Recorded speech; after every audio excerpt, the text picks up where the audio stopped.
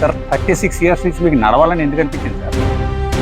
You started your career in Congress, now you are in BRS. Congress మీకు life ఇచ్చిందా? ఆత్మాభిమానం చచ్చిపోతుంది సార్ అక్కడికి. అయితే నేను చేయాలనుకున్నాను అంత చేయలేకపోయాను. ఈ కాంగ్రెస్ గవర్నమెంట్ ఏం అడ్డం పడట్లేదు కాబట్టి ఇప్పుడు పెట్టిన ఈ సిస్టమ్స్ ఏది కూడా 100% అవుతుందని చెప్పి చెప్పలేము. ఇది 100 నెంబర్కి రీచ్ కావాలంటే ఇంకా కొంచెం సమయం పడుతుంది. అంటే ఎంత సమయం పడుతుంది సార్? కేసీఆర్ గారు ఇంటికి ఒక ఉద్యోగం అని చెప్పేసి అది అయిందా సార్ ఎప్పటికన్నా? ఇంటికి ఒక ఉద్యోగం ఈ రోజు ఏ పార్టీ కూడా ఇవ్వలేదండి. ఫాల్స్ అలిగేషన్ చాలా ఉంటాయి. నాకు అసలు అర్థం కాని ఒక విషయం సార్, తెలంగాణ ఫార్మేషన్ డే కదా, ఇక్కడ సెలబ్రేషన్స్ ఏంటి sir? Health and education free ఇవ్వాలి, మిగతా ఏది ఫ్రీ ఇవ్వద్దు. ఈ message should it go to your party leader also? ఎప్పుడన్నా పోలీస్ స్టేషన్ పోయారు మీరు? లేదు సార్, వెళ్ళలేదు, భయం. Welcome to my show point to point with షిబాడ్ల Modi. Welcome to prime 9 TV channel. ఇవాళ extremely special, very special. I'm going to introduce you to a ferocious walker. Last 36 years నుంచి ఆయన నడుస్తున్నారు. Not just walking, but by doing walking, what did he do in his life? Where did he end up in his life అనేది మనం మాట్లాడదాం. I am here with MLA of LB Nagar, Sudhir Reddy garu. Sudhir Reddy garu, welcome to my show, sir. It is so happy to see you. I'm so happy to and privileged to see you antan sir. Welcome to my show, sir. Right, 36 years నుంచి నడుస్తున్నారు మీరు. Is that right sir? Yes. Okay sir, 36 years నుంచి మీకు నడవాలని ఎందుకు అనిపించింది sir? అంటే నడవాలంటే నడుచుకుంటూ ఏరియాలో ఉన్న సమస్యల్ని చూసుకుంటాం. ఎందుకంటే జనరల్గా ఎమ్మెల్యేస్కి మా పెద్ద ఏరియాస్ ఉంటాయి. అన్ని సమస్యల్ని అవగాహన చేసుకోవాలంటే ఆ ఏరియాకి పోయి ఆ ఏరియాలో తిరుక్కుంటూ చూస్తే ఆ సమస్యలు మనకు అర్థమవుతాయి. సమస్య అర్థమైనప్పుడే పరిష్కారాన్ని మనం వెతకగలుగుతాం ఈజీగా. కాబట్టి మొదటి నుంచి నేను కార్పొరేటర్గా ఉన్నప్పటి నుంచి కూడా సమస్య ఉందంటే ఆ ప్రాంతంకి వెళ్ళి ఆ ప్రాంతాన్ని అంతా పరిశీలించి ఏం చేయగలుగుతామని చెప్పేసి ఒక అవగాహన తెచ్చుకొని ఆ సమస్యని పరిష్కారం చేసేవాడిని. సో అది అలవాటుగా మారిపోయింది. ఓకే, సో ఇప్పుడు కూడా you continue to walk even now. So sir, మీరు కార్పొరేటర్గా స్టార్ట్ చేశారు కదా మీ లైఫ్ సార్? అవునండి. So you think this was the mantra that you reached out to each individual? Like early morning మీరు పొద్దున్నే 4:30కే లేచి వాకింగ్ చేస్తారు, జనాల సమస్యలు తెలుసుకుంటారు అని చెప్పేసి నేను చూశాను సార్. అది మంత్రానా మీరు కార్పొరేటర్ నుంచి వాళ్ళ ఎమ్మెల్యే స్థాయికి రావడానికి? అంటే మంత్రం ఏం కాదంటే అది ఒక ఇంట్రెస్ట్. ఎందుకంటే ప్రజల సమస్యలు తెలుసుకోవాలనేది ఇంట్రెస్ట్. వాళ్ళు ఏదో చెప్తే సరే నేను చూస్తాలే మాట్లాడతలే అని చెప్పేసి అంటే ఏంటంటే నాకు అర్థం కాదు, లేకపోతే నేను అధికారులకు చెప్పేది వేరే విధంగా ఉంటుంది. సో దట్ నేనే స్వయంగా వెళ్ళి చూస్తే సమస్య మొత్తం నాకు అర్థమవుతుంది. తద్వారా అధికారులకు నేను మంచిగా చెప్పగలుగుతా, గైడ్ చేయగలుగుతా, ఈ విధంగా చేస్తే పరిష్కారం అవుతుందని. సో సొల్యూషన్ కూడా మంచి మేనర్ లో సొల్యూషన్ దొరుకుతుంది. స్పాట్ సొల్యూషన్ దొరుకుతుంది. మనం అధికారులను కూడా ఎక్స్ప్లెయిన్ చేయగలుగుతాం సమస్యని. సో అధికారులు కూడా మనకి రాంగ్ గైడెన్స్ కానీ లేకపోతే మనతోటి తప్పు చెప్పడం కానీ చేయలేదు. అదంతా మనం ప్రత్యక్షంగా చూసాం కాబట్టి. మీరు your in Congress, right? Yes, you started your career in Congress. Now you are in BRS. Sir, what motivated you to go from Congress? మీకు లైఫ్ ఇచ్చిందా? పొలిటికల్ కాంగ్రెస్ లైఫ్ అంటే ఏదంటే రాగానే టికెట్ ఇస్తే లైఫ్ ఇచ్చినట్టండి. కాంగ్రెస్ పార్టీకి సో మెనీ ఇయర్స్ సర్వ్ చేసినాక ticket వచ్చింది, దానికి లైఫ్ ఇచ్చినట్టు కాదండి అది. సో అది మెరిట్ లో తెచ్చుకున్నట్టు. సార్, ఇప్పుడు కాంగ్రెస్ అప్పుడు గెలవాల్సింది కాదు కానీ మీ సీట్ మీరు గెలిచారు, right? What was the difference sir? Why, ఎందుకు జరిగింది అలాగా? అంటే అది ప్రజల అభిమానం అనుకోండి, లేకపోతే వాళ్ళ ప్రేమ ఆప్యాయత అనుకోండి. సరే, అంత రిమార్కబుల్ చేంజెస్ ఏం తెచ్చారు సార్ అప్పుడు? అంటే మీరు పబ్లిక్ ట్రస్ట్ కి ఎలా గెలుచుకున్నారు? అంటే ట్రస్ట్ అంటే చూడండి, పబ్లిక్ కి నమ్మకంగా వాళ్ళకి ఏమొస్తే ఆన్సర్ చేయడము, వాళ్ళకు నమ్మకంగా చెప్పడము, నాకు ఒక పని చెప్తే అది ఖచ్చితంగా అవుతుంది నమ్మకం వాళ్ళలో క్రియేట్ చేయడము. ఏదో ఎమ్మెల్యే అంటే అది హోదా, హంగు, ఆర్భాటం కాదంటే ఒక బాధ్యత, రెస్పాన్సిబిలిటీ. ఎమ్మెల్యే పదవి అంటే ఒక రెస్పాన్సిబిలిటీ. సో రెస్పాన్సిబుల్ గా నా యొక్క కాన్స్టిట్యున్సీ యొక్క సమస్యలను పరిష్కారం చేసినప్పుడు ఖచ్చితంగా ప్రజలు ఆదరిస్తారు. Sir, you are also called as a development man అని చెప్పేసి. అంటే మీరు బ్రిడ్జిలు తెచ్చారు ఎల్బీ నగర్కి. I don't know how extent you got the roads and all that stuff, sir. Infrastructure building. Sir, is that all? Do you think ఇంకా ఉందంటారా చేయవలసింది, లేకపోతే this is it, you have got to your peak point where you have done lot of development to the people అంటారా sir? లేదండి, ఇంకా development చేయాల్సినవి చాలా ఉన్నాయి. ఎందుకంటే డెవలప్మెంట్ అనేది ఒక రోజుతో ఆగిపోదండి. ప్రజల అవసరాలు కూడా ఒక రోజుతో ఆగిపోయి ఎప్పటికప్పుడు అవసరాలు వస్తూనే ఉంటాయి. వాటికి అనుగుణంగా మనం డిజైన్ చేసుకుంటున్నారు, వారికి అనుగుణంగా ప్రాబ్లమ్స్ సాల్వ్ చేయాలి. సో ఇప్పుడు ఏంటంటే ఇన్ఫ్రాస్ట్రక్చర్ మా ఎల్బీ నగర్లో ఈ యొక్క ట్రాఫిక్ని డీకంజెషన్ చేద్దాం, ఈజెంట్ చేద్దాం అనే ఉద్దేశంతో చాలా ఫ్లైఓవర్లు, బ్రిడ్జెస్ కట్టినాం. సో అది కొంత మటుకు సమస్య పరిష్కారం అయింది. కానీ ఇంకా రిమోట్ కాలనీస్లలో ఇంకా వాటరు, డ్రైనేజు అండ్ ఎలక్ట్రిసిటీ ఇవన్నీ కూడా కావాల్సిన అవసరాలు ఉన్నాయి. సో వాటిని కూడా డెవలప్ చేయాల్సి వస్తుంది. కాబట్టి ఇవన్నీ డెవలప్మెంట్ చేసుకుంటూ పోతే డెవలప్మెంట్కి ఒక రోజు పులి స్టాప్ అంటూ ఏముండదు, కామనే ఉంటుంది. కాబట్టి ఒకసారి డెవలప్మెంట్ చేస్తే దాని తర్వాత పాత చేసిన వాటికి మళ్ళీ మెయింటెనెన్స్ వస్తుంటుంది. సో ఇది 365 days సైకిల్ అండి, ఇది తిరుగుతూనే ఉంటుంది. Sir my question was around, ఇప్పుడు మీరు రోడ్స్ వేసారు which is really good sir.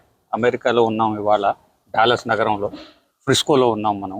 మీరు అటు ఇటు వెళ్ళి చూస్తే ఏ గ్రామంకి వెళ్ళినా కూడా ఇక్కడ రోడ్స్ ఉంటాయి sir. So that is a good idea sir. Okay, so you're building towards that. అది ఓవర్ నైట్ జరిగే పని కాదు sir. Okay, I understand that and lot of people also understand that, right? కాకపోతే sir basic communities sir, like for example నేను పేదవాడిని, నేను నా అబ్బాయిని చదివించుకోవాలి, నాకు గవర్నమెంట్ స్కూల్ లేదు సార్. నేను పేదవాడిని, నాకేమో ఆరోగ్యం బాగాలేదు, నేను చూపించుకోవాలి, మంచి గవర్నమెంట్ హాస్పిటల్స్ లేవు sir. Why are you not looking in to those and why Congress ప్రభుత్వం కానివ్వండి, టీడీపీ కానివ్వండి, ఇప్పుడు బీఆర్ఎస్ కానివ్వండి సార్, ఏ గవర్నమెంట్కైనా ఇవి మౌలిక వసతులు కలిగించడానికి ఇన్ని సంవత్సరాలు ఎందుకు పడుతుంది సార్? ఎస్, మీరు చెప్పింది 100% కరెక్ట్ అండి. ఫస్ట్ థింగ్ బేసిక్ ఒక మనిషి ఉండాలంటే సివిక్ కమ్యూనిటీస్ చాలా ముఖ్యమైన విషయం. సివిక్ కమ్యూనిటీస్ అంటే వాటర్, డ్రైనేజ్, ఎలక్ట్రిసిటీ, దాంతో పాటు ఎడ్యుకేషన్, హెల్త్. సో ఇవన్నీ కంపల్సరీ, ఒక మనిషి అక్కడ పోయి బతకాలంటే ఇవన్నీ కంపల్సరీ ఉండాలి. కానీ అనివార్య కారణాలు అనుకోండి, లేకపోతే ఇది రాజకీయ పార్టీలు ప్రజలకు నేర్పినాయి అనుకోండి.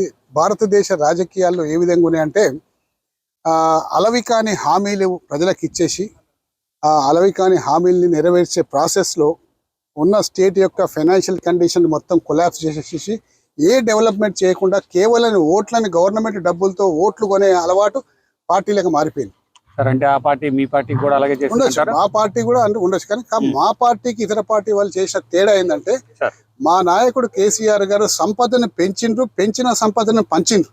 ఓకే, కాబట్టి మా నాయకుడికి అది వర్తించకపోదు. ఇప్పుడు నేను ఒక ఇన్కమ్ క్రియేట్ చేసాను. ఇన్కమ్ క్రియేట్ చేసిన ఇన్కంలో నాకు ఒక స్టేట్కి ఒక ఇన్కమ్ 1,00,000 కోట్లు వచ్చిందా, 1,00,000 కోట్లలో ప్రజలకు కొంచెం వెల్ఫేర్ కోసం ఖర్చు పెట్టడంలో తప్పులేదు.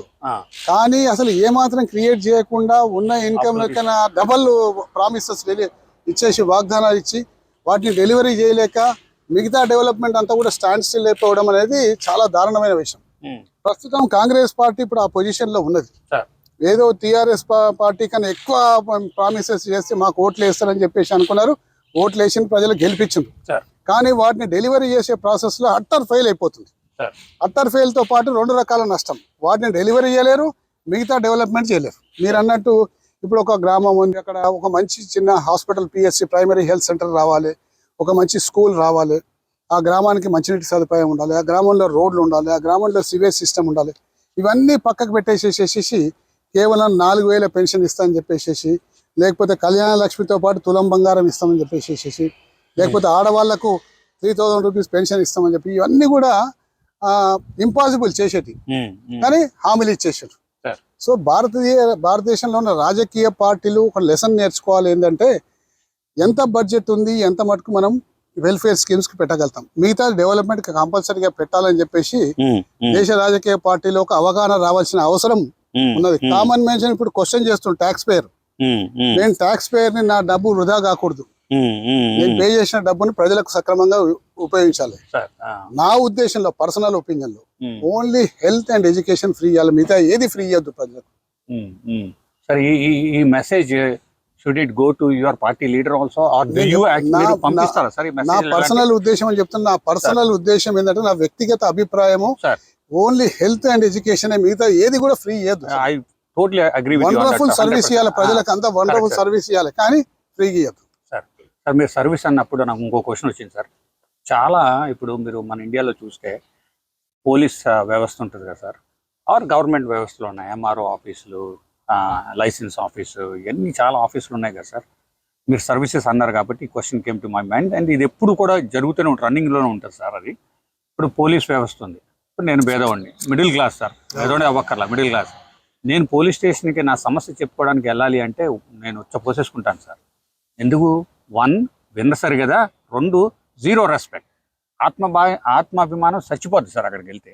సార్ అలాంటివి సర్వీసెస్ కూడా మీరేమన్నా మీ దృష్టిలోకి తీసుకుని దాన్ని, hey in my constituency every police personnel should be doing this way, every individual must be treated with respect అని మీరు ఏమైనా ఎప్పుడైనా ఆర్డర్స్ ఏమైనా జారీ చేశారా సార్?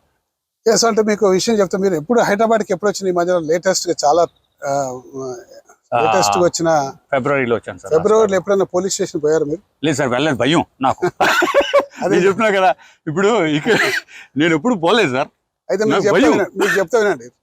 కేసీఆర్ గారి నాయకత్వంలో, కేసీఆర్ గారు ముఖ్యమంత్రి ఉన్నప్పుడు ఫ్రెండ్లీ పోలీస్ అని చెప్పేసి ఒక కాన్సెప్ట్ తీసుకొచ్చేసేసి అక్కడ ఫస్ట్ పోలీస్ స్టేషన్ కు ఎవరైనా వ్యక్తి వస్తే అతన్ని ఒక రిసెప్షన్ లో రిసీవ్ చేసుకొని అతను కూర్చోబెట్టి ప్లీజింగ్ మేనర్ లో అతనికి ఆన్సర్ చేసేసి వాళ్ళ కంప్లైంట్ రిసీవ్ చేసుకొని విత్ ఇన్ 24 hours లో ఎఫ్ఐఆర్ నమోదు చేయాలి. ఆ రూల్ ఉంది. అది ఇర్రెస్పెక్టివ్ ఆఫ్ అతను మామూలు మనిషి లేకపోతే రోడ్ సైడ్ లో తీరుతున్న చిన్న మామూలు వ్యక్తి అనేది కాకుండా ఎవరు వచ్చినా చేయాలి. అండ్ పోలీస్ స్టేషన్ లో గతంలో వాతావరణం ఏ విధంగా ఉంటుందంటే, పోలీస్ స్టేషన్ లోకి ఎంటర్ కాగానే ఒక భయానక వాతావరణం. ఒక టాయిలెట్ ఉండకపోతుంది, ఒక విజిటర్ వస్తే కూర్చోనికి కుర్చీలు ఉండకపోతుంది. పోలీస్ స్టేషన్ లో వాడే పేపర్ వర్క్ అవుతుంది. ఆ పేపర్స్ కూడా అక్కడ లోకల్ లీడర్స్ తోటి గతంలో పోలీస్ స్టేషన్ లో సిఐ గానీ ఏసీపీ గానీ వాళ్ళతోటి కొనిపించుకునేవాళ్ళు. సరే ఒక కేసు వచ్చింది అనుకోండి, మేము మీ కేసు సాల్వ్ చేస్తాం, మాకు స్టేషనరీ కావాలి 15,000 అయితే అని చెప్పి తెప్పించుకునేవారు. సో ఇట్లా ఏమైతుందంటే కొంచెం పోలీస్ స్టేషన్ అంటే ఒక గౌరవం ప్రజల్లో లేకుండా పోయింది. కానీ కేసీఆర్ గారి నాయకత్వంలో ఈ ఫ్రెండ్లీ పోలీస్ ఎప్పుడైతే ఇంట్రడ్యూస్ చేసిండ్రో పోలీస్ స్టేషన్ యొక్క రూపురేఖలు మారిపోయినాయి. ఫస్ట్ రిసెప్షన్ ఏర్పాటు చేసిండ్రు. రిసెప్షన్ లో ఒక లేడీ కానిస్టేబుల్ గానీ ఒక కానిస్టేబుల్ గానీ కూర్చుంటారు. వచ్చిన ఎవరైనా కంప్లైంట్ ఇస్తానికి వస్తే వాళ్ళని రిసీవ్ చేసుకుంటారు, వాళ్ళని గైడ్ చేస్తారు, వాళ్ళ ఎఫ్ఐఆర్ నమోదు చేస్తారు. అలాగే పోలీస్ స్టేషన్ లో ఎవరు కూడా ఇప్పుడు ఈ స్టేషనరీ కానీ టీ కాఫీలకు కానీ చిల్లర ఖర్చు దాదాపు 60-70 వేలు అవుతుంది. ఎవరు కూడా బయటికి వెళ్ళి ₹1 తీసుకోదు, ఎవరి దగ్గర తీసుకోదు. గవర్నమెంట్ 75,000 రూపీస్ మెయింటెనెన్స్ కి ఇస్తున్నది. పోలీస్ స్టేషన్ అంతా కూడా ఆధునీకరించింది, ఐటీ సెక్షన్ పెట్టిన అందులో. ఇలా పోలీస్ స్టేషన్ పోతే ఇలా భారతదేశంలో ఎన్ని రాష్ట్రాలు ఉన్నాయో అన్ని రాష్ట్రాల పోలీస్ స్టేషన్ చూడండి, తెలంగాణ పోలీస్ స్టేషన్ చూడండి, ఎంటైర్లీ డిఫరెంట్ ఉంటాయి. మీకోసం అన్నా నేను అక్టోబర్ లో వస్తాను, వచ్చినప్పుడు ఈసారి 100% మీరు చూడండి పోలీస్ స్టేషన్. ఎల్బీ నగర్ దీంట్లో పోలీస్ స్టేషన్ వెళ్తాను, మీరు వెళ్ళండి. పోలీస్ స్టేషన్ పోయినాక మీకు రిసీవింగ్ ఎట్లుంటది ఏమనే సంగతి చూసినాక దాన్ని చెప్పండి, అప్పుడు మీకు ఫోన్ చేసి చెప్తాను. Very good sir. What about జరుగుతుందా లేదా అనేది మీరు ఏమన్నా గవర్న్ చేస్తున్నారా? లేదండి, లాస్ట్ టైం కి ఇప్పటికి దాదాపు ఒక 70% చేంజ్ వచ్చిందండి. 100% చేంజ్ వచ్చి 100% జరుగుతుందని నేను చెప్పలేను. ఒక 70% మార్పు వచ్చింది.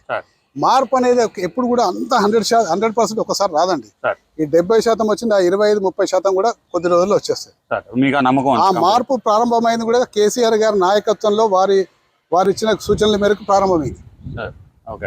సో అంటే ఆ 25-30% జరుగుతుందా లేదా అనేది మీరు మానిటర్ చేస్తున్నారా సార్? మరి అది కొంచెం అక్కడక్కడ డిస్టర్బెన్స్ చిన్న కంప్లైంట్స్ వస్తున్నాయి.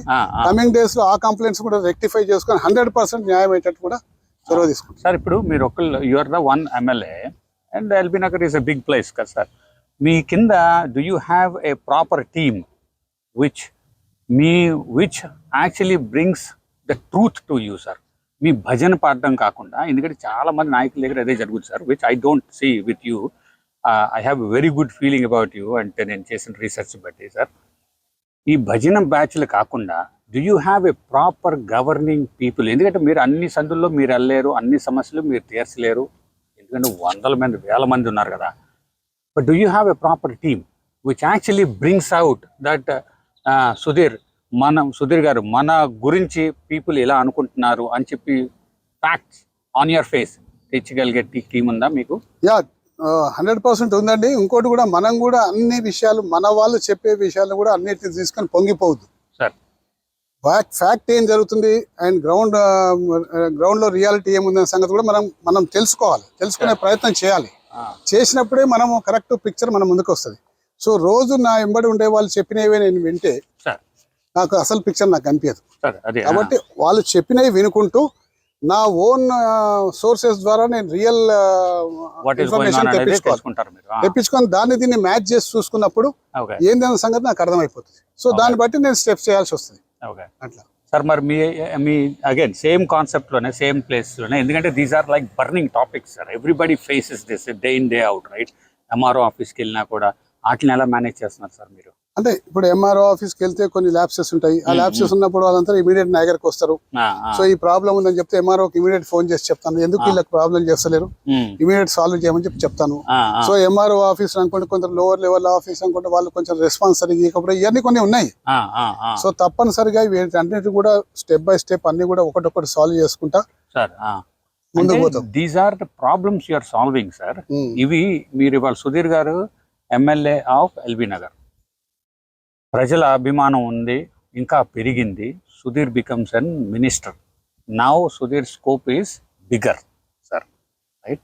సార్ వై ఏ గవర్నమెంట్ అన్నా సార్ ఒక governing body, right, irrespective of whether it is Sudheer garu లేకపోతే ఇంకొకళ్ళు why are we not setting up a governing ఒక framework sir which will autonomously run? ఇంకా అంటే ఈ చిన్న చిన్న ప్రాబ్లమ్సే మనం ఇంకా అడ్రస్ చేసుకుంటూ ఉంటే sir, where we're talking about artificial intelligence, machine learning, super computers మాట్లాడుతున్న రోజుల్లో ఇంకా మనం బేసిక్స్ ఫండమెంటల్స్ ఫిక్స్ చేసుకుంటూ వెళ్తే సార్ ఎప్పుడు ఎండ్ అవుతుంది? మనం నెక్స్ట్ మూవ్ ఎప్పుడు చేస్తాం సార్? లేదండి, టీఆర్ఎస్ గవర్నమెంట్ లో మాక్సిమం చాలా మటుకు ఇది ఏంటంటే ఒక సిస్టమ్ ఏర్పాటు చేశారు. ఇప్పుడు ఉదాహరణ మీకు ఒకటి చెప్తున్నా, ఒక క్యాస్ట్ సర్టిఫికేట్ కావాలి, మీ సేవలో అప్లై చేస్తే సరిపోతుంది. కంప్యూటర్లో కోసం మీ సేవలో లాగిన్ అయిపోయి అప్లై చేస్తే అయిపోతుంది. ధరణిలో కొన్ని ఆప్షన్స్ అట్లనే ఉన్నాయి. లేకపోతే ఇన్కమ్ సర్టిఫికేట్ కావాలి, మీ సేవలో అప్లై చేసి మనం కూర్చొని చేసేస్తే సరిపోతాయి. ఇవన్నీ కొన్ని మార్పులు తెచ్చారండి. ఇవన్నీ మార్పుల వల్ల అప్లై చేస్తే వచ్చేస్తుందా సార్? వచ్చేస్తుంది. ప్రజల జీవన విధానం కొంచెం సులువైపోయింది, ఇంకా సులువు కావాల్సిన అవసరం ఉంది. అంటే 100% అయిందని నేను అంటలేను, చాలా మటుకు కొన్ని మాక్సిమం. ఎందుకంటే కామన్ పర్సన్ పోయి ఎంఆర్ఓ ఆఫీస్ చుట్టూ కాల చుట్టూ తిరగడం కన్నా ఇంట్లో కూర్చొని ఆ లాగిన్ లోకి అయిపోయి అప్లై చేసే పరిస్థితి ఉన్నది. సార్ ఎస్ఎల్ఏలు ఉన్నాయా? అంటే ఇప్పుడు నేను ఒక డెత్ సర్టిఫికేట్ అప్లై చేశాను అనుకోండి, ఈ టైంలో కల్లా నాకు డెత్ సర్టిఫికేట్ రావాలి, రాకపోతే ఏంటి అనేది ఏదైనా ఉందా సార్? ఉన్నది కానీ అది కూడా 100% ఇంప్లిమెంట్ అయితే సార్. అందులో ఒక 60-65% అయిపోయింది. ఇంకో 35% వాళ్ళు నింపే విధానాలు అనుకోండి, అప్లై చేసే విధానంలో చిన్న మిస్టేక్ ఉన్నది పెండింగ్ పడుతుంది. సో పబ్లిక్ అవేర్నెస్ రావాలి, డిపార్ట్మెంట్ లో కూడా అవేర్నెస్ ఇంకా పెరగడం వల్ల ఈ రెండు సమన్వయం అయితే ఈజియర్ అయిపోతాయి థింగ్స్ అన్ని కూడా.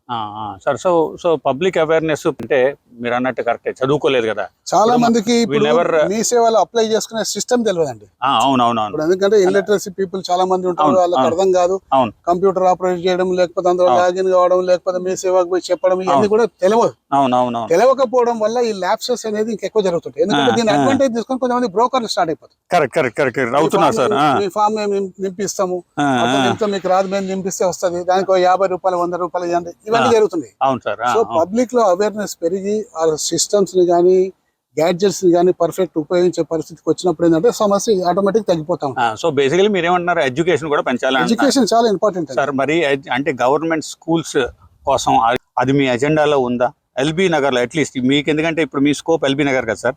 ఎల్బీ నగర్లో నేను ఇన్ని గవర్నమెంట్ స్కూల్స్ కావాలి, ఇన్ని గవర్నమెంట్ పిఎస్పి కానివ్వండి, ప్రైమరీ హెల్త్ కేర్ పిహెచ్సి కానివ్వండి, గవర్నమెంట్ స్కూల్స్ కానివ్వండి, అది ఏదైనా మీ స్కోప్లో ఉందా సార్? లేదండి, మెయిన్ థింగ్ ఎడ్యుకేషన్, హెల్త్కు నేను ఎక్కువ ప్రాముఖ్యత ఇస్తాను సార్. ఎడ్యుకేషన్లో మా దగ్గర ఉన్న స్కూల్స్లో చాలా మటుకు టాయిలెట్స్ సరిగా లేకుంటుండే, ఉన్న క్లాస్ రూమ్లో సరిగా ఎన్విరాన్మెంట్ లేకుండే, కొన్ని కురుస్తూ ఉంటుండే, ఇటువంటి అన్ని రిపేర్ చేయించినామండి. రిపేర్ చేయించుకుంటూ కొన్ని క్లాస్ రూమ్స్ ఇంక్రీజ్ కూడా చేసినాం. కానీ ఎంత అయితే నేను చేయాలనుకున్నానో అంత చేయలేకపోయినా నా ఫ్రాంక్లీ ఒప్పుకోవాలి. సపోజ్ ఇప్పుడు నా దగ్గర ఉన్న కొన్ని స్కూల్స్ లో అన్నిటికీ 100% ఇన్ఫ్రాస్ట్రక్చర్ ఉందని కూడా నేను చెప్పలేను. కానీ ఒక 10-15 సంవత్సరాల క్రితం అయితే బ్యాడ్ కండిషన్ ఉందో వాటిని అన్నిటిని ఇంప్రూవ్ చేసి అలా యూజ్ చేసుకునేటట్టు తీసుకొచ్చాను. కానీ అది సరిపోదు, ఇంకా నేను ఎంత పర్ఫెక్ట్ చేయాలి, వాటర్ టాయిలెట్స్ అన్ని పర్ఫెక్ట్ చేసుకుంటే అడిషనల్ క్లాస్ రూమ్స్ కట్టియాలి. అండ్ స్కూల్లో ఎన్విరాన్మెంట్ లోపలికి ఎంటర్ కాగానే మంచి పచ్చదనంతో కనిపిస్తే ఒక మంచి ఎన్విరాన్మెంట్ ఉండాలి. ఇవన్నీ ఇంప్రూవ్ చేయాల్సిన అవసరం ఉంది. సో అలాగే ప్రతి వ్యక్తి గవర్నమెంట్ స్కూల్లో, ప్రైవేట్ స్కూల్ కన్నా గవర్నమెంట్ స్కూల్లో కూడా నాకు ఎడ్యుకేషన్ దొరుకుతున్న ఒక నమ్మకాన్ని ప్రభుత్వం క్రియేట్ చేయాలి. తద్వారా ఏమవుతుందంటే అందరూ కూడా గవర్నమెంట్ స్కూల్కి పంపించే అవకాశం ఉంటుంది. ప్రైవేట్ స్కూల్స్ లో ఫీజు కోసం హరాజ్ చేసే హై ఫీజెస్ అయితే ఉంటాయో ఆటోమేటిక్ వాళ్ళు తగ్గించేస్తారు. సార్ గవర్నమెంట్ స్కూల్లో నువ్వు మంచి మంచి ఇన్ఫ్రాస్ట్రక్చర్ మంచి వాతావరణం కల్పిస్తే ప్రైవేట్ స్కూల్స్ లో డిమాండ్ పడిపోతుంది. Correct correct. So government school demand అవుతుంది. ఈ మార్పు తప్పనిసరిగా రావాలి. కేసీఆర్ గారు ఈ మార్పు కోసం చాలా ప్రయత్నం గతంలో చేసిండ్రు. నెక్స్ట్ టైం కేసీఆర్ గారు వస్తే ఖచ్చితంగా ఈ మార్పుని ప్రజల కళ్ళకు కట్టే విధంగా కనిపించేటట్టు చేస్తారు. సార్ అంటే నాకు ఎప్పుడు ఇది doubt sir and question in my mind all the time and I think and lot of people also have the same question sir. అంటే గవర్నమెంట్ తలుచుకుంటే ఏదైనా చేంజ్ తేవాలి అనుకుంటే it is totally in there capabilities అని నా నమ్మకం sir. Government చేయలేకపోవడం అంటే ఏముండదు సార్. కానీ is the government not taking this serious? Is this not the number 1 agenda in there list? అది క్వశ్చన్ సార్. అది లేదండి, ఎజెండా ఉంటది కానీ మీరు చెప్పినట్టు గవర్నమెంట్ సో మెనీ ప్రయారిటీస్ ఉంటాయి కాబట్టి ఆ ప్రయారిటీ మీద ఒకటే ప్రయారిటీ మీద ఫోకస్ చేయలేదు. ఇప్పుడు మీరు అన్నట్టు హెల్త్ కేర్ మన దగ్గర చాలా పూర్ ఉంది సార్. కేసీఆర్ గారు ఒక ఆలోచన చేసింది. ఒక కామన్ మ్యాన్కి ఒక జ్వరం వస్తుంది, ఒక రిక్షా నడిపేవానికి ఒక జ్వరం వస్తుంది. జ్వరం వస్తే వాడు నియర్ బై ప్రైవేట్ హాస్పిటల్ పోతే అక్కడ డాక్టర్ని కన్సల్ట్ చేయాలంటే ఒక 500 రూపాయలు ఫీజు. Correct minimum. అతను రాసిచ్చే ప్రిస్క్రిప్షన్ మీద మందులు కొనుక్కోవాలి, లేకపోతే ఎక్స్రే కానీ ఈసీజీ కానీ అన్ని చేయాలంటే అందుకని 3-4 వేలు. ఆ 3-4 వేలు ఖర్చు పెట్టలేక ఆ బీమారితోటి చాలా మంది అట్లనే సఫర్ అయిన వాళ్ళు చాలా కొన్ని లక్షల మంది ఈ రోజు కూడా ఉన్నారు. అయితే కేసీఆర్ గారు ఏం చేసిందంటే ఒక ఆలోచన చేసిన వీళ్ళకి పేదవానికి నియర్ బై సదుపాయం ఇప్పించాలి, హెల్త్ కేర్ సదుపాయం అని బస్తీ దవాఖానాలు ఏర్పాటు చేసిండు. ఎక్కడక్కడ పూర్ స్లమ్స్ దగ్గర బస్తీ దవాఖానాలు ఏర్పాటు చేసి బస్తీ దవాఖానాలు మీకు ₹1 కూడా ఫీజు ఇవ్వాల్సిన అవసరం లేదు సార్. అండ్ మినిమం జ్వరాలకు మినిమం వాటికి మెడిసిన్స్ కూడా ఫ్రీ ఇస్తారు. పేదవాడి జ్వరం వస్తే చక్కగా పోయి బస్తీ దవాఖానకు పోతే అక్కడ డ్యూటీ డాక్టర్ చూస్తారు. జ్వరం చిన్న వాటికి, పెద్ద డిసీజెస్ వాటికి, చిన్న వాటికి ప్రైవేట్ హాస్పిటల్ మీద డిపెండ్ కాకుండా ఇవాళ ప్రభుత్వం ఇవాళ చాలా 100% సక్సెస్ఫుల్ గా ఈ బస్తీ దవాఖానాలు సక్సెస్ఫుల్ అయినాయి. చాలా బస్తీ దవాఖానాలు పెట్టారు. ఇంకా అవసరం ఉంది బస్తీ దవాఖాన. సో దీంతో ఏంటంటే హెల్త్ కేర్ అనేది ఒక పేదవానికి ఫస్ట్ అందజేస్తుంది. దాన్ని స్లోగా పెంచుకుంటూ పోవాలి. ప్రైమరీ హెల్త్ సెంటర్, దాని తర్వాత ఇంకా కొంచెం యూపీహెచ్సి, అట్లా పెంచుకుంటూ పోతే ఏమైతుందంటే పేదవానికి హెల్త్ కేర్ అనేది నియర్ బై ఉంటది. ఈ ప్రైవేట్ హాస్పిటల్ పీడిచ్చి డబ్బులు వసూలు చేసి చిన్న జ్వరానికి పెద్దగా చేసి చెప్పడం ఇవన్నీ తగ్గిపోతాయి. సో మనం ఇంప్రూవ్ చేయాల్సిన ఇన్ఫ్రాస్ట్రక్చర్ స్కూల్స్ కు ఆ విధంగా చేయాలి, హాస్పిటల్స్ కి ఈ విధంగా చేస్తే బాగుంటుంది. అందుకని ఏం చేసిందంటే కేసీఆర్ గారు ఒక ఆలోచన చేసిండు. మీకు అందరికి తెలుసో తెలియదు, మనకి ఇండిపెండెన్స్ టైంలో కానీ లేకపోతే నిజాం కట్టించిన అదే ఉస్మానియా హాస్పిటల్, అదే నీలోఫర్, అదే ఎంఎన్జే క్యాన్సర్ హాస్పిటల్, అదే చెస్ట్ హాస్పిటల్, అదే ఈఎన్టీ హాస్పిటల్, ఇవన్నీ కూడా 5 లక్షల పాపులేషన్ ఉన్నప్పుడు ఆ రోజు నిజాం గారు మనకు కట్టించింది. దాని తర్వాత ఇవాళ 1.5 కోటి పాపులేషన్ అయింది. ఈ 1.5 కోటి పాపులేషన్ కొత్త హాస్పిటల్ వచ్చినాయండి? ఏమీ రాలేదు. అందుకనే కేసీఆర్ గారు మనకు గ్రహించి ఇలా ఎల్బీ నగర్ లో ఒక సూపర్ స్పెషాలిటీ హాస్పిటల్ 1000 బెడ్, అట్లనే సనత్ నగర్ లో 1000 బెడ్, మల్కాజిగిరిలో 1000 బెడ్, ఇవన్నీ అప్పటి హాస్పిటల్స్ ఉన్నాయి. ఇప్పుడు కొత్తగా ఎవరు ఆలోచించలేదు హెల్త్ కేర్ గురించి. ఇది మనం మన కరోనా వచ్చినప్పుడు బాగా ఇబ్బంది పడ్డాం. నెక్స్ట్ టైం హెల్త్ కేర్ పటిష్టంగా ఉండాలనే ఉద్దేశంతో దాదాపు 5,000 కోట్ల రూపాయలతోటి ఈ హాస్పిటల్స్ కట్టిస్తుంది. ఇప్పటిదాకా ఎవరు కట్టియలేండి, నైదర్ కాంగ్రెస్ గవర్నమెంట్ నా టీడీపీ ఎవరు కూడా చేయలేదు. ఓన్లీ కేసీఆర్ గారు ఆలోచన మేరకు కేసీఆర్ గారు చేసింది. ఇంకా అది ఫినిష్ కాలేండి, ఒక సంవత్సరంలో ఫినిష్ అయిపోతుంది. సో మీకు కాంగ్రెస్ గవర్నమెంట్ ఏం అడ్డం పడట్లేదు వాటికి? అంటే వాటిని ఇప్పుడు మేము 26 ఫ్లోర్స్ పైన కట్టించినాం. అన్ని విభాగాలు రావాలని, కార్డియాలజీ, నియోనటాలజీ, పల్మనాలజీ, గైనకాలజీ, మరి ఇవన్నీ రావాలని పెట్టినాం. కానీ ఇప్పుడు వాటిని ఏం చేసిండు 14 ఫ్లోర్స్ కి రెడ్యూస్ చేసిండు. ఈ 14 ఫ్లోర్స్ ఇన్ని డిపార్ట్మెంట్స్ అడ్జస్ట్ అయితే అనేది క్వశ్చన్ మార్క్. సో ప్రభుత్వంతో మేము సంప్రదింపులు జరుపుతున్నాం. వీటిని యాజ్ ఇట్ ఈస్ 26 ఫ్లోర్స్ చేయండి, మరి అన్ని విభాగాలు వస్తాయి. అలాగే నర్సింగ్ ట్రైనింగ్ కాలేజ్ కూడా వస్తుంది. ఇవన్నీ వస్తే బాగుంటది అని చెప్పేసి మేము ప్రయత్నం చేస్తున్నాం. సో చూడాలి. సార్ బ్యాక్ టు దట్ బస్తీ దవాఖానాలు పెట్టారు కదా సార్, మంచి కాన్సెప్ట్, మంచి ఆలోచన. ఐ థింక్ ఢిల్లీలో కూడా ఉండింది అనుకుంటే ఇది సార్. కానీ అది కరెక్ట్ గా ఆపరేట్ అవుతుందా లేదా అని మీ దగ్గర గవర్నింగ్ ఇది ఉందా? లేదండి, నేను ఇప్పటికీ చెప్తున్నాను మీకు, ఇప్పుడు పెట్టిన ఈ సిస్టమ్స్ ఏది కూడా 100% అవుతుందని చెప్పి చెప్పలేము సార్. చెప్తే అబద్ధం అవుతుంది. కానీ బస్తీ దవాఖానతో దాదాపు 70% సమస్య పేద ప్రజల సమస్య తీరింది. ఓకే.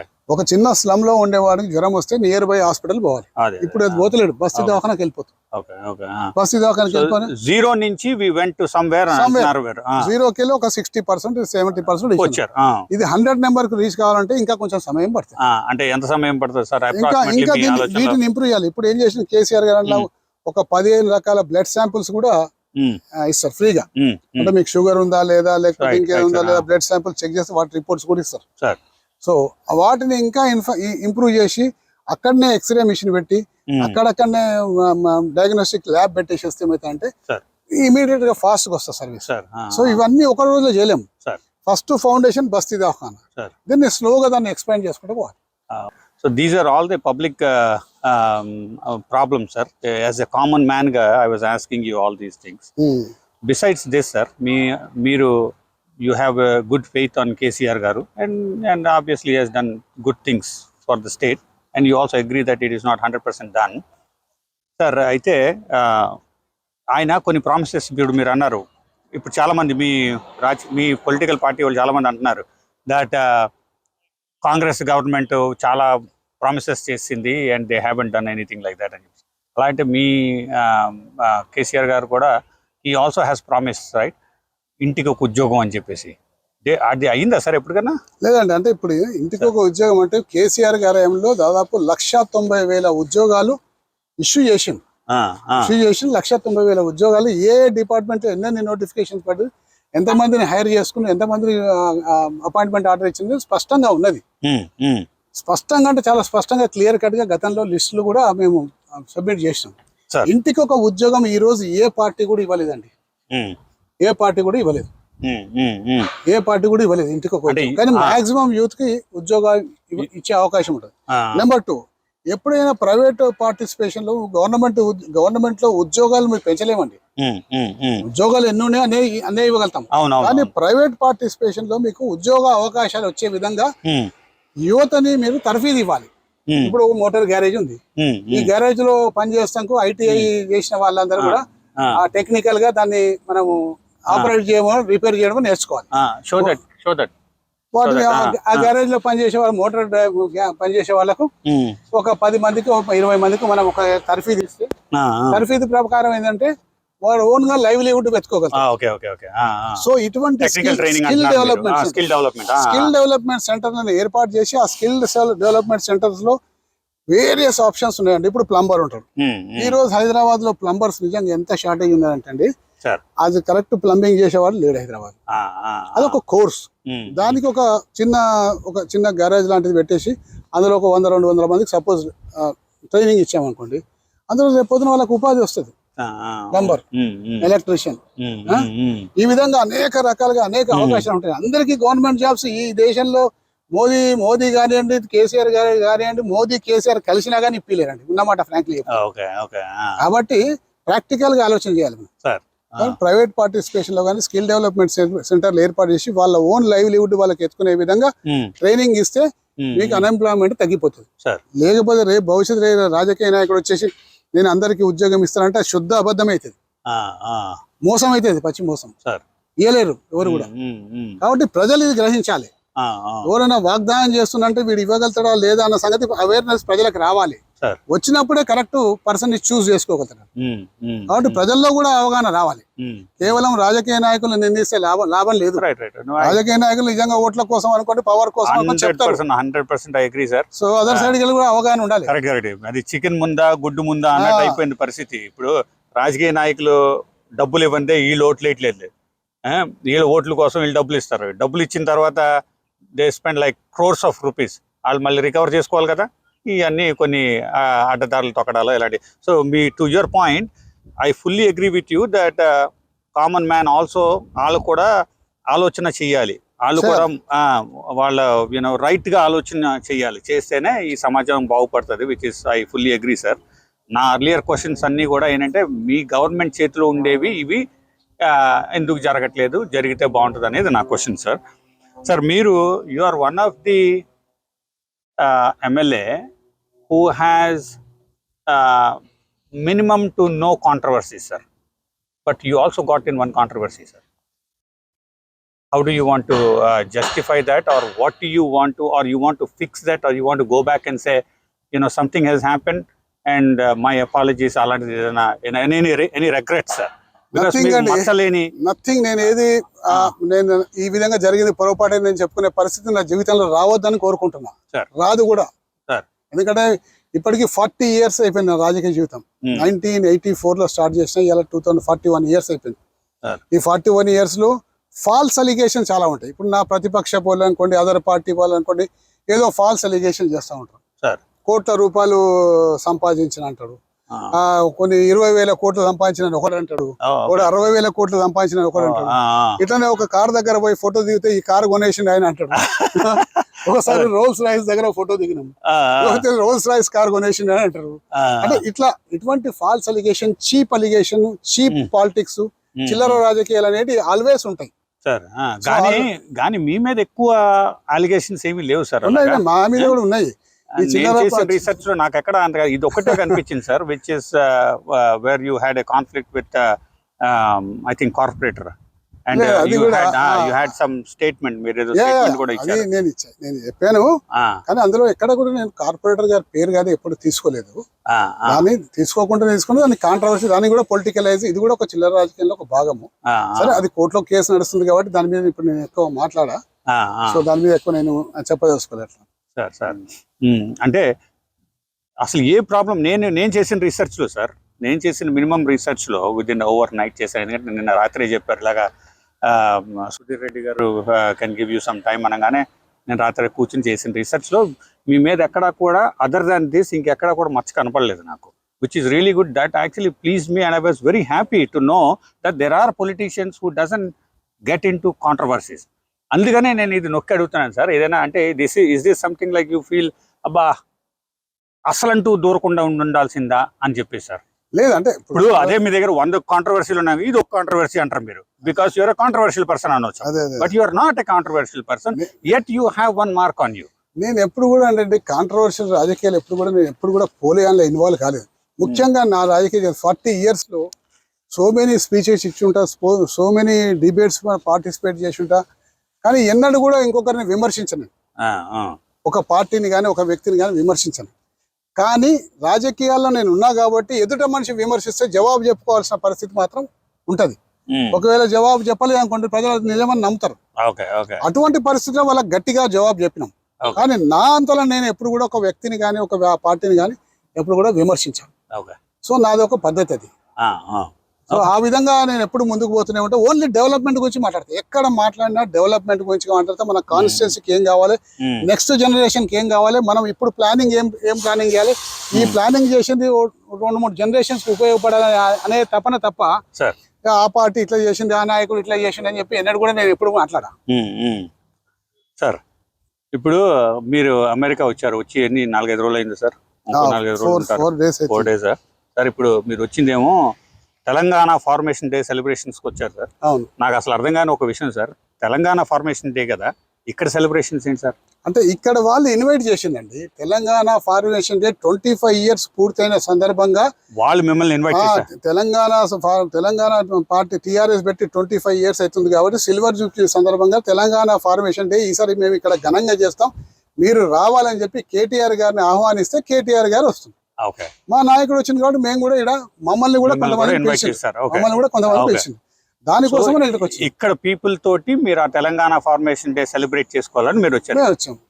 Very good. మేము చేసుకోవాలి కదా, వాళ్ళు కోరింది మాతో పాటు మీరు తెలంగాణ ఫార్మేషన్ డే లో మీరు పార్టిసిపేట్ చేయాలని చెప్పి. సో మేము అందులో పార్టిసిపేట్ చేస్తానికి వచ్చినాం. Very good sir. One last question sir, and I really appreciate మీరు ఎంత ఓపిక్ గా, మంచి మన కొద్దిగా ఎండ ఉంది అయినా కూడా అంటే మీరు walker, ferocious walker, I will call you that. One other last question sir. ఇప్పుడు ఈ మధ్యకాలంలో మీరు చూసారు కదా, మన దేశ సరిహద్దులో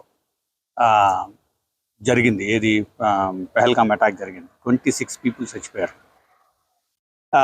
తర్వాత మన భారతదేశంలో మన ఆర్మీ పీపుల్ కానివ్వండి, దేశమే కానివ్వండి, ప్రధానమంత్రి కానివ్వండి, they did a reactive measure of going and blasting all their 11 అనుకుంటా కదా, 9 or 11 spots.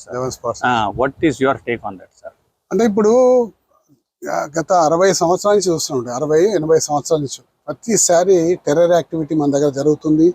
ఎంతో మంది ప్రాణాలు కోల్పోతున్నారు. భారతదేశం ఓపికగా వాటిని భరిస్తూ ఉంది.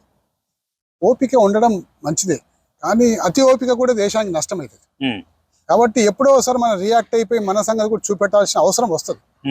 యుద్ధం అనేది మంచిది కాదు, ఏ దేశానికి కూడా మంచిది కాదు. యుద్ధాన్ని కావాలని కూడా నేను కోరుకుంటలేను, కానీ ఒక సిచ్యువేషన్ వచ్చింది, మనల్ని మనం రక్షించుకోవాలి, మనం జవాబు చెప్పాల్సిన పరిస్థితి వచ్చినప్పుడు మాత్రం గట్టిగా చెప్పాలి.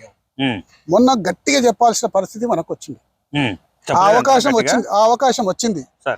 ఇంటర్నేషనల్ కమ్యూనిటీ కూడా కొంతమంది అందులో రకరకాలుగా టర్కీ వాళ్ళకి సపోర్ట్ చేసింది, టర్కీ ఇంకా కొన్ని వాళ్ళకి సపోర్ట్ చేసాం. మిగతా దేశాలు మనకు మొత్తం సపోర్ట్ చేయకుండా గానీ బ్యాలెన్స్ గా ఉన్నాయి. కొన్ని దేశాలు సపోర్ట్ చేశాయి, ముఖ్యంగా అమెరికాని ఎప్పుడు కూడా నమ్మలేం. అమెరికాని ఎప్పుడు కూడా ఇండియా పాకిస్తాన్ విషయంలో అమెరికాని నమ్మలేం. అమెరికాని బేస్ చేసుకుని మనం ఏ స్టెప్ కూడా తీసుకోవాలి. మన సొంత బలం మీద, మన సొంత శక్తి మీద డెసిషన్ తీసుకోవాలి తప్ప అమెరికాని నమ్మి తీసుకోలేము. ఎప్పుడు ఎక్కడ చేయిస్తుందో తెలియదు. అమెరికా కావాల్సింది ఏంటంటే మెయిన్ థింగ్ వాళ్ళ యొక్క అమ్యునేషన్ ప్రపంచంలో ఉన్న అన్ని దేశాలు కొనాలి. ప్రపంచంలో ఏదో దేశంలో యుద్ధం జరగాలి, వాళ్ళ ఆయుధాలు అమ్మాలి, తద్వారా రెవెన్యూ సోర్సెస్ చేసుకోవాలి. అయితే దీని మీద నేను విమర్శించాను, ఏది బీజేపీ గవర్నమెంట్ విమర్శించగానే ఒక సగటు భారతీయునిగా నాకు అకస్మాత్తుగా యుద్ధం ఆపడం వల్ల నేను ఒక అసంతృప్తికి లోనైనా. ఎందుకంటే గట్టిగా మళ్ళీ ఒక 40 సంవత్సరాల వరకు 30-40 సంవత్సరాల వరకు పాకిస్తాన్ ఇండియా మీద తీవ్రవాదంగా ఏదైనా ప్లాన్ చేసి భయపడే పరిస్థితికి తీసుకురావాల్సి ఉండేది. కానీ అకస్మాత్తుగా ఇప్పుడు చేసింది అలా లేదంటారా సార్? ఉన్నదండి, అది సరిపోదండి, అది సరిపోదు. ఎందుకు ఇది this is all me party ఆలోచన లాగా ఉంది సార్? పార్టీ ఆలోచన, నా వ్యక్తిగత ఆలోచన అంటే దాని మీద నేను విమర్శించాను. ఎందుకంటే నేను ఒక సగటు భారతీయునిగా నేను అవుట్ సైడ్ ఉండి ఇక్కడికి వెళ్ళి ఆలోచన చేస్తాను. ఆడ ప్రభుత్వం ఉన్న వాళ్ళకి ఇంటెల్ సోర్సెస్ అనుకో, ఇంటెలిజెన్స్ సోర్సెస్ అనుకోండి, బార్డర్ మీద కొన్ని పరిస్థితులు అనుకోండి, దేశ రక్షణ కోసం వాళ్ళు తీసుకోవాల్సిన నిర్ణయాలు అనుకోండి, ఇవన్నీ కలగలిపి నిర్ణయాలు తీసుకోవాలి. నా ఒపీనియన్ తో నిర్ణయాలు తీసుకోలేదు. నా ఒపీనియన్ నాకు ఉంటుంది, నా ఒపీనియన్ నేను అసంతృప్తిగా ఉన్నా, కానీ దేశం గురించి ఆలోచించినప్పుడు వాళ్ళు ఎన్నో నిర్ణయాలు తీసుకోవాల్సి వస్తుంది. కాబట్టి బీజేపీ ప్రభుత్వం ఎందుకు తీసుకోలేదు, బీజేపీ ప్రభుత్వం అసమర్థత నేను అనలేను, అనకూడదు కూడా. సో నా ఒపీనియన్ నాకు ఏముండే అంటే వ్యక్తిగతంగా ఈ యొక్క వచ్చిన అవకాశం తోటి మళ్ళీ పాకిస్తాన్ ని ఒక 20 నుంచి 30 సంవత్సరాల వరకు భారతదేశం మీద తీవ్రవాదుల యొక్క పంపించాలన్న ఆలోచన చేయడం కూడా భయం కలిగించినట్టు ఉండాలి. అంత మంచి అవకాశం ఉంది. ఈ అవకాశాన్ని మనం సద్వినియోగం చేసుకోలేదేమో అని నాకు అభిప్రాయం. అయినా కానీ ఇప్పటికీ ఆపరేషన్ సింధూర్ ఆగిపోలేదు, ఇప్పటికీ జరుగుతూనే ఉంది. ఈ జరిగే ప్రక్రియ గట్టిగా జరగాలి. జరిగితే దేశ రక్షణ కోసం దేశంలో ఉన్న ప్రతి పౌరుడు, నేను స్వేచ్ఛగా పహల్గాం పోదామని నేను అనుకుంటున్నాను. నేను పోవాలంటే భయపడుకుంటా. నేను ఈ భారతదేశంలో పుట్టి పెరిగిన భారతీయుని, నేను నా దేశంలో ఉన్న ఒక ప్రాంతానికి నేను పోలేకపోతే నాకు అవమానమే. ఈ యొక్క ప్రాబ్లాన్ని కేంద్ర ప్రభుత్వం వన్స్ ఫర్ ఆల్ సాల్వ్ చేయాలి. నేను భారతదేశం నుంచి బయలుదేరి పాకిస్తాన్ బార్డర్ దాకా స్వేచ్ఛగా పోయి రాగలుగుతా అనే వాతావరణాన్ని ప్రభుత్వం కల్పించాలి అని నా కోరిక. Okay, as an individual, outside any politics, as an individual. Okay. So again, you're back to your theory, sir. 0 to 70% వచ్చింది అని అంటున్నారు కదా. Do you agree that we have come to, as a government, has come to 0 to some percent where it was totally in a negative state? అప్పుడు అక్కడ ఉన్న ప్రాంతాల్లో అంటే అసలు ఇప్పుడు కొంత ఎలగలుగుతున్నారు, ఇదివరకు అసలు అది కూడా ఉండేది కాదు కదా సార్? లేదండి, ఇంకా చాలా పర్సెంటేజ్ రావాల్సి ఉంటుంది. రిజల్ట్ వచ్చి మనం సాటిస్ఫాక్షన్ ఉన్న పర్సెంటేజ్ రాలే. అసంతృప్తిగా ఎందుకున్నా అంటే సమ్వర్ 60-70% వస్తే సంతృప్తి ఉంటుంది. 20-30% కూడా రీచ్ కాలేదు, 30% రీచ్ అయినా అనిపిస్తుంది. ఆ పర్సెంటేజ్ 60-70 పోతే బాగుంటుండే అనిపిస్తుంది. అట్లా. Thank you sir, thank you for speaking with us on our Prime 9 TV channel, sir. Okay, sir, is there any message you want to send to the public here from Telangana who can come and support you in LB Nagar constituency to make it better, even better? Is there any message for the viewers? అమెరికాలో నివసిస్తున్న భారతీయులకందరికీ నాకు విజ్ఞప్తి. మాతృదేశం ఈ భారతదేశం. సరే, భారతదేశంలో వదిలి ఈరోజు మీరు ఎంతో కష్టపడి అమెరికాలో ఇలా అనేక రకాల సేవలు అందిస్తూ ఉన్నారు. ఏదేమైనా దేశం మీద మమకారం ఉంటాం కాబట్టి మీ వంతు సహాయంగా భారతదేశానికి ఏదైనా చిన్న అంటే అక్కడ సొసైటీ నుంచి మీరు తీసుకొని ఇలా ఇక్కడ సొసైటీలో స్థిరపడ్డారు కాబట్టి అక్కడ సొసైటీకి ఏదైనా సహాయం చేయండి. అలాగే ప్రతి దాని విషయం మీద స్పందించండి. మీరు స్పందిస్తేనే ఏమవుతుందంటే దానికి సొల్యూషన్ వస్తుంది. ఇవాళ రేపు స్పందించాలంటే మీరు వచ్చి అక్కడికి వచ్చి యుద్ధం చేయాల్సిన అవసరం లేదు, అక్కడికి వచ్చి మీరు నిలబడాల్సిన అవసరం లేదు. సోషల్ మీడియా ద్వారా మీ యొక్క ఒపీనియన్ని పంపిస్తే తద్వారా దేశంలో ఉన్న రాజకీయ నాయకుల్లో మార్పు వస్తుంది, దేశంలో ఉన్న ప్రజల్లో కూడా ఆలోచన విధానంలో మార్పు వస్తుంది. తద్వారా ప్రాపర్గా ఆలోచించి ప్రాపర్ డెసిషన్ తీసుకునే అవకాశం ఉంటుందని కోరుకుంటూ, మీ అందరూ ఎప్పుడు బాగుండాలి, మీ అందరూ మీ కుటుంబాలు క్షేమంగా ఉండాలి, మీరందరూ కూడా బాగుండాలని చెప్పి కోరుకుంటూ సెలవు తీసుకుంటాం. Thank you sir. Thanks a lot.